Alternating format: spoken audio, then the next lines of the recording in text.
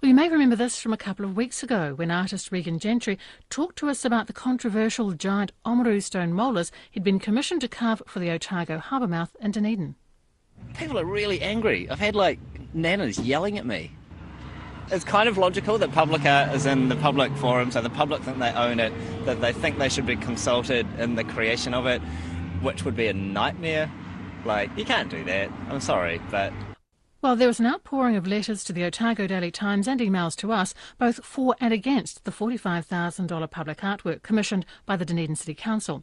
But fellow artist, Cantabrian Sam Mahon, takes issue with Regan's comments about the public not having the right to have a say in art that goes in their patch.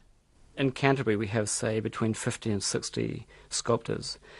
And I think that if you took 50 or 60 sculptors and said, what can you provide? Here's a context, here's an idea, give us something. If you then had a filter panel to break those submissions down to maybe 20 works or 10 works, and then if you displayed those works in a public place like the Central Art Gallery, and then asked the public to come in and say, well, you're the public, you own the space, rather than impose something that we've selected on you, do you want to choose something that you're happy to live with? That's more or less what used to happen in Christchurch. And I was kind of surprised to find artworks popping up here and there and thinking, that's strange. I haven't seen any submission forms anywhere or been approached for an idea.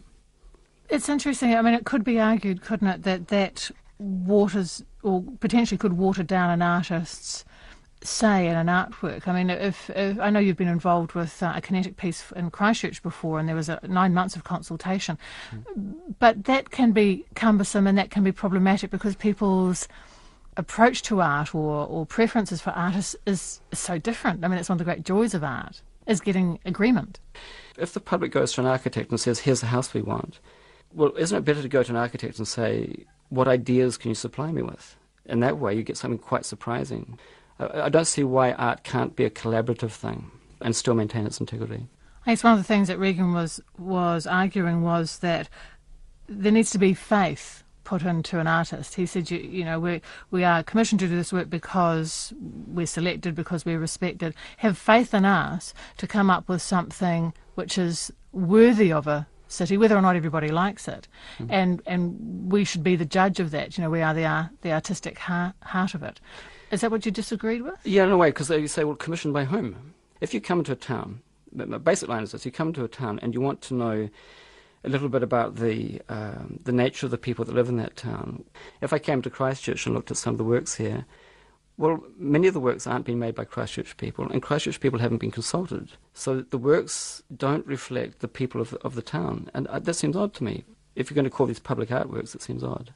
The people do have a certain amount of power, but we also, I think it's got to be remembered, we live now, I think, in a culture of acquiescence. On many levels, we aren't consulted anymore. What we have in place of consultation is presentation. Now, this is not just in art. I think it's in every level in society now. It is easier for somebody to come to us with a big, new, brave idea and sell it to us like a marketing package. The exhibition of Scape in Christchurch is a good example. I asked Scape, can we please have a public consultation process? But when it actually came to consultation, it wasn't a consultation at all. We were presented with the idea of Escape. At the end of that 1 hour presentation, we had 5 minutes of questions to divvy up between 50 people. Well, that's not consultative at all. We've found exactly the same presentation process being used in every aspect of water politics as well. And I'm wondering if this is actually a state of the nation at the moment, that we are losing our voice. See, I come at this, Lynn, from many levels. It's not simply as being an artist. I'm seeing this happen over a broader context. I did want to go back to that time when you did design a piece for the Christchurch Botanic Gardens that I mentioned before. And you took it on the understanding that there was consultation. Now, that did take 9 months. I think there were 4 committees that you mentioned. Was that a successful system? But at the same time, is that one that, do you think many or most artists would want or be prepared to put themselves through? But I think it's actually not for the artist to decide that.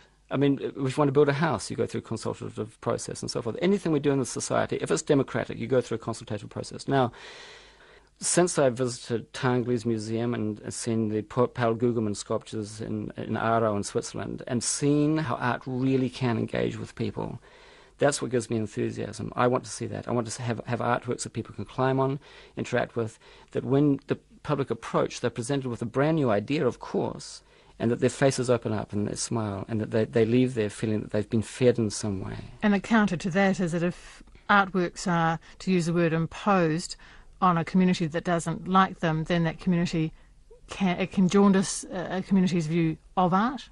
They just turn the other way, and it's a great loss to us. Art is a vehicle for communication, and is a vehicle for challenge, yes, but for communication, like a love letter. If I write to you, Lynn, a wooing text, and it's in Greek, I'm not going to get anywhere.